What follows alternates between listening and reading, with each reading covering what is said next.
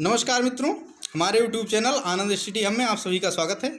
मित्रों, जो पिछले दिनों हमने चेक योर सेल्फ सीरीज़ की शुरुआत की थी, उसी क्रम में आज हम कुछ क्वेश्चंस पर और चर्चा करेंगे।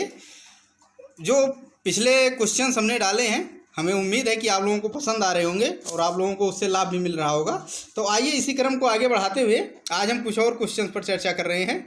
जो हमारा पहला क्वेश्चन है, अर्जुन पुरस्कार कब प्रारंभ हुआ था। जो पहला क्वेश्चन है कि अर्जुन पुरस्कार कब प्रारंभ हुआ था। इसके ऑप्शन है, पहला ऑप्शन है 1951 ईस्वी में, दूसरा है 1961 में, ऑप्शन तीसरा है 1971 में और अगला है चौथा ऑप्शन इनमें से कोई नहीं।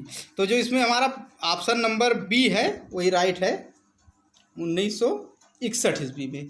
तो अर्जुन पुरस्कार दिया जाता है खेल के क्षेत्र में। इसमें जो विजेता होता है या जिसको ये पुरस्कार दिया जाता है उसको 5 लाख रुपए की धनराशि दी जाती है। अगला क्वेश्चन हमारा है कि खालसा पंथ का संस्थापक कौन था। जो खालसा पंथ है, खालसा पंथ सिखों से संबंधित है, इसका संस्थापक कौन था। इसमें पहला ऑप्शन है गुरु नानक, दूसरा है महाराजा रणजीत सिंह, तीसरा है गुरु हरगोविंद सिंह और ऑप्शन डी है गुरु गोविंद सिंह। तो जो सिख धर्म की शुरुआत मानी जाती है वो मानी जाती है गुरु नानक से। गुरु नानक उसके पहले गुरु है, लेकिन जो खालसा पंथ है जो उसका वास्तविक संस्थापक है उसे माना जाता है गुरु गोविंद सिंह, जो सिखों के 10वें गुरु थे। तो इसका हमारा सही ऑप्शन होगा ऑप्शन डी, गुरु गोविंद सिंह। अगला क्वेश्चन है, गैल्वनाइज लोहे पर परत चढ़ाई जाती है। जो लोहे की एक प्रक्रिया होती है परत चढ़ाने की, गैल्वनाइज, इसमें किसकी परत चढ़ाई जाती है। पहला ऑप्शन है तांबे की, दूसरा है टिन की, तीसरा है जस्ते की और चौथा है एल्युमिनियम की। तो जो गैल्वनाइज लोहा है इसमें जो ये चढ़ाया जाता है परत, ये होती है जस्ते की। तो हमारा ऑप्शन सी सही होगा। आइए अपने अगले क्वेश्चन की ओर चलते हैं। पुरुषों में रक्त क्षीणता किसकी कमी से होता है। पुरुषों में रक्त क्षीणता किसकी कमी से होता है। ऑप्शन ए है फॉलिक एसिड की, बी है विटामिन ए की, सी है विटामिन B12 की, डी है इनमें से कोई नहीं। तो जो रक्त क्षीणता होती है या जिसको हीमोफीलिया कहा जाता है, ये होता है B12 की वजह से। तो हमारा ऑप्शन सी इसमें हो जाएगा, विटामिन B12। अगला है, पुस्तक डेविड कॉपरफील्ड किसने लिखी है। पुस्तक डेविड कॉपरफील्ड किसने लिखी है। इसका ऑप्शन ए है जॉर्ज इलियट, ऑप्शन बी है WM थाकरे, ऑप्शन सी है थॉमस हार्डी, ऑप्शन डी है चार्ल्स डिकेंस। तो जो इसमें हमारा ऑप्शन सी है थॉमस हार्डी, ये पुस्तक इनके द्वारा लिखी गई है। तो हमारा ऑप्शन सी इसमें सही हो जाएगा, थॉमस हार्डी। आइए अपने अगले क्वेश्चन की ओर चलते हैं। बेंसन एंड हेजेज कब किससे संबंधित है। बेंसन एंड हेजेज कब किससे संबंधित है। ऑप्शन ए है फुटबॉल से, ऑप्शन बी है गोल्फ के, ऑप्शन सी है क्रिकेट के साथ और ऑप्शन डी है लॉन टेनिस के साथ। तो जो ये बेंसन एंड हेजेज कब संबंधित है, ये है क्रिकेट का। तो इसमें हमारा ऑप्शन सी सही हो जाएगा। आइए अब चलते हैं अपने अगले क्वेश्चन की ओर। क्यूबा की मुद्रा जानी जाती है। जो क्यूबा एक देश है अमेरिका महाद्वीप में, उत्तरी अमेरिका महाद्वीप में, इसकी मुद्रा क्या है, उसी को पूछ रहा है ये। तो ऑप्शन ये है क्रोन के रूप में, ऑप्शन बी है सेदी के रूप में और ऑप्शन सी है क्यूबन डॉलर के रूप में और ऑप्शन डी है पेसो के रूप में। तो जो क्यूबा की मुद्रा है वो है पेसो। तो इसमें हमारा ऑप्शन डी सही हो जाएगा। आइए अगले क्वेश्चन की ओर चलते हैं। जीएनपी और एनएनपी क्वेश्चन है, जीएनपी और एनएनपी के मध्य अंतर है। ए है पूंजी अवमूल्यन के समान, बी है पूंजी अवमूल्यन के, हमारा ऑप्शन ये है, फिर से सुन लीजिएगा, पूंजी अधिमूल्यन के समान, ऑप्शन बी है पूंजी अवमूल्यन के समान, सी है कर राजस्व के समान, डी है सभी एक ही प्रकार के हैं। तो जो इसमें हमारा सही ऑप्शन होगा वो होगा ऑप्शन बी। जो जीएनपी है इसको कहा जाता है ग्रॉस नेशनल प्रोडक्ट, यानी सकल राष्ट्रीय उत्पाद, और एनएनपी को कहा जाता है नेट नेशनल प्रोडक्ट, यानी शुद्ध राष्ट्रीय उत्पाद। तो आइए अगले क्वेश्चन की ओर चलते हैं। राष्ट्रीय धातुकर्म प्रयोगशाला कहाँ स्थित है। जो क्वेश्चन नंबर 9 है, राष्ट्रीय धातुकर्म प्रयोगशाला कहाँ स्थित है। ए है मुंबई में, बी है धनबाद में, सी है कोलकाता में और डी है जमशेदपुर में। तो जो राष्ट्रीय धातुकर्म प्रयोगशाला है वो है जमशेदपुर में। जमशेदपुर पड़ता है झारखंड में। ज़्यादातर जो धातुएं होती हैं वो निकाली जाती हैं झारखंड में, उसी आसपास झारखंड, उड़ीसा या फिर छत्तीसगढ़ के क्षेत्र में निकाली जाती हैं। इसीलिए जो धातुकर्म प्रयोगशाला है वो वहीं पर स्थित की, वहीं पर ये लगाया गया था जमशेदपुर में। तो जो इसमें हमारा सही ऑप्शन है वो है ऑप्शन डी, जमशेदपुर। अब आइए अपने अगले क्वेश्चन की ओर चलते हैं। प्राकृतिक वर्ण का सिद्धांत किससे संबंधित है? प्राकृतिक वर्ण का सिद्धांत किससे संबंधित है? तो इसमें ऑप्शन ए है हक्सले, ऑप्शन बी है डार्विन, ऑप्शन सी है मेंडल और ऑप्शन डी है लेमार्क। तो इसमें जो हमारा सही ऑप्शन है वो है ऑप्शन बी, डार्विन। जो प्राकृतिक वर्ण का सिद्धांत है वो दिया था डार्विन ने। आइए हम अपने अगले क्वेश्चन की ओर चलते हैं। क्वेश्चन नंबर 11, मराठों के कार्यकाल में चौथ क्या था? मराठों के कार्यकाल में चौथ क्या था? इसमें ऑप्शन ये है एक राजनीतिक इकाई, बी है एक स्थान, सी है एक कर, डी है एक स्थानीय शासक। तो जो चौथ है ये मराठों के समय में ये एक कर था। जो मराठे थे वो अपना शासन नहीं बढ़ाते थे, वो केवल दूसरे क्षेत्र पर हमला करते थे और उस क्षेत्र पर उस क्षेत्र को अपने राज्य में शामिल नहीं करते थे, बस केवल वहाँ से वो चौथ हासिल करते थे। और इसी के साथ साथ एक होता था सरदेशमुखी, यानी दो चीज़ें इनके, दो प्रकार के कर ये लेते थे, एक था चौथ और दूसरा था सरदेशमुखी।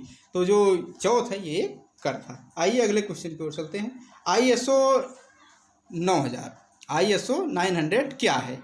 ए है उपग्रह का नाम, बी है अच्छे प्रबंध का मानक, सी है मिसाइल का नाम, डी है नई अन्वेषित आकाशगंगा। तो जो ISO 9000 है ये है अच्छे प्रबंध का मानक। आप बहुत से सामान लाते होंगे जिसमें लिखा रहता है ISO 9000, तो ये है अच्छे प्रबंध का मानक। ये दिखाता है कि प्रोडक्ट हमारा कितना अच्छा है। तो आप लोग अगर कोई भी सामान खरीदे तो उसको देखिए कि ये मानक लिखा हुआ है या नहीं लिखा हुआ है। तो इसमें ऑप्शन बी हमारा सही होगा, अच्छे प्रबंध का मानक है ISO 9000। आइए देखते हैं अगला क्वेश्चन। हमारा जो अगला क्वेश्चन है वो है क्वेश्चन नंबर 13, अनातोलिया पठार स्थित है। अनातोलिया पठार स्थित है। ए है मध्य एशिया में, बी है पश्चिम एशिया में, सी है दक्षिण एशिया में और डी है पूर्वी एशिया में। तो जो अनातोलिया पठार है ये स्थित है पश्चिम एशिया में। तो हमारा ऑप्शन इसमें बी सही हो जाएगा, पश्चिम एशिया में। आइए अगले क्वेश्चन की ओर चलते हैं। यकृत कोशिकाएं निर्मित करता है। क्वेश्चन नंबर 14 है, यकृत कोशिकाएं निर्मित करता है। एमिलोपसिन, बी है माल्टोज, सी है लाइपेज और डी है पित्त। तो जो यकृत कोशिका होती है ये बनता है पित्त, ये निर्मित करता है पित्त। पित्त से क्या होता है, हमारे भोजन को पचाने में ये एक बहुत ही कारगर एसिड होता है। इसी की वजह से हमारा भोजन पचता है, हमारे भोजन में एसिड मिलाने का काम करता है, जिससे हमारा भोजन गल जाता है। तो आइए हम अपने अगले क्वेश्चन की ओर चलते हैं। क्वेश्चन नंबर 15 है, गिरते हुए पिंड की गतिक और विभव ऊर्जाओं का योगफल होता है। ए है सभी बिंदुओं पर समान, बी है प्रारंभ में अधिकतम, सी है प्रारंभ में न्यूनतम और डी है मध्य में न्यूनतम। तो जो गिरते हुए पिंड की जो गतिक और विभव ऊर्जा है इसका ये हमेशा हर जगह समान रहती है, यानी कि ये सभी बिंदुओं पर समान है। जैसे कोई पिंड आपने ऊपर से छोड़ा तो जब वो गिरेगा तो शुरुआत में उसमें गतिज ऊर्जा कम होगी लेकिन स्थितिज ऊर्जा ज़्यादा होगी। ऐसे धीरे धीरे जब उसकी गति तेज होती जाती है तो उसमें गतिज ऊर्जा ज़्यादा होती जाती है, स्थितिज ऊर्जा कम हो जाती है। तो जो ऊर्जाओं का योग है वो हमेशा समान बना रहता है। तो इसमें हमारा ऑप्शन ये सही हो जाएगा, सभी बिंदुओं पर समान। अगला है, यदि रैखिक आवेग 50% बढ़ाया जाए तो गतिज ऊर्जा होगी। यदि रैखिक आवेश को 50% बढ़ाया जाता है तो गतिज ऊर्जा कितनी बढ़ेगी? ऑप्शन ए है 50%, ऑप्शन बी है 125%, ऑप्शन सी है 225% और ऑप्शन डी है 25%। तो जो इसमें हमारा सही ऑप्शन होगा वो होगा ऑप्शन बी 125%। जो रैखिक आवेश को 50% बढ़ाया जाता है तो गतिज ऊर्जा बढ़ेगी 125%। आइए अगला क्वेश्चन देखते हैं। हमारा क्वेश्चन नंबर 17 है कि भारत में बनी हुई प्रथम मिसाइल नौका का नाम था। जो भारत में पहली मिसाइल बनाई गई थी, मिसाइल नौका, उसका क्या नाम था? तो जो इसका पहला ऑप्शन है ए विभूति, दूसरा ऑप्शन बी है चित्रा, सी है मैत्री और डी है चक्र। मित्रों हम आप लोगों के लिए छोड़ दे रहे हैं, आप लोग कमेंट में जरूर बताइएगा कि इसका सही ऑप्शन क्या होगा। तो इस क्वेश्चन को हम आप लोगों के ऊपर छोड़ दे रहे हैं, आप लोग कमेंट में बताइए क्या सही है। तो आइए अब हम अपने अगले क्वेश्चन की ओर चलते हैं। अपतटीय ड्रिलिंग से क्या तात्पर्य है। क्वेश्चन नंबर 18 है, अपतटीय ड्रिलिंग से क्या तात्पर्य है। ए है खनिज निकालने के लिए उथले समुद्र में गहरा गड्ढा, बी है पानी निकालना, सी है मछली पकड़ने की विधि, और डी है इनमें से कोई नहीं। तो जो इसमें पहला ऑप्शन है खनिज निकालने के लिए उथले समुद्र में गहरा गड्ढा, यही ऑप्शन हमारा सही होगा। जो अपतटीय ड्रिलिंग होती है वो खनिज निकालने के लिए उथले समुद्र में गहरा गड्ढा किया जाता है, तो हमारा ऑप्शन ये सही होगा। आइए हम अपने अगले क्वेश्चन की ओर चलते हैं। क्वेश्चन नंबर 19 है, न्याय की जंजीर किसने बनवाई थी। ये इसमें दिया गया है कि न्याय की जंजीर किसने बनवाई थी। पहला है औरंगजेब, दूसरा है शाहजहां, तीसरा है शेरशाह सूरी और चौथा है जहांगीर। तो जो न्याय की जंजीर बनवाई थी ये बनवाई थी जहांगीर में। ये लगभग 2 कुंटल से ऊपर की जंजीर थी जिसको हिलाकर कोई भी राजा से न्याय की गुहार कर सकता था। तो हमारा इसमें ऑप्शन डी सही होगा। आइए हम अपने अगले क्वेश्चन की ओर चलते हैं। गुलाम वंश का वास्तविक संस्थापक किसे कहा जाता है। इसमें ऑप्शन ए है कुतुबुद्दीन ऐबक, ऑप्शन बी है इल्तुतमिश, ऑप्शन सी है बलबन और ऑप्शन डी है रजिया सुल्तान। तो जो इसमें चारों शासक हैं ये चारों शासक गुलाम वंश के हैं। जो गुलाम वंश का पहला शासक था वो था कुतुबुद्दीन ऐबक, लेकिन कुतुबुद्दीन ऐबक ने दिल्ली पर शासन नहीं किया था, उसने शासन किया था लाहौर पर। उसका क्षेत्र भी उतना बड़ा नहीं था लेकिन जो कुतुबुद्दीन ऐबक के बाद में जो शासक होता है इल्तुतमिश, उसने अपनी राजधानी को लाहौर से लाके दिल्ली किया था और उसने काफ़ी बड़े क्षेत्र पे गुलाम वंश का राज्य फैलाया था। तो जो गुलाम वंश का वास्तविक संस्थापक है वो माना जाता है इल्तुतमिश को। तो हमारा ऑप्शन भी इसमें सही हो जाएगा। आइए चलते हैं हम अगले क्वेश्चन की ओर। परमाणु घड़ी निम्न में से किसके ट्रांजिशन पर आधारित होती है। परमाणु घड़ी निम्न में से किसके ट्रांजिशन पर आधारित होती है। ए है सोडियम, बी है मैग्नीशियम, सी है सीजियम और डी है एल्युमिनियम। तो जो परमाणु घड़ी होती है उसमें प्रयोग किया जाता है सीजियम का। जो सीजियम के ट्रांजिशन पर यह आधारित होती है। तो इसमें ऑप्शन सी हमारा सही हो जाएगा।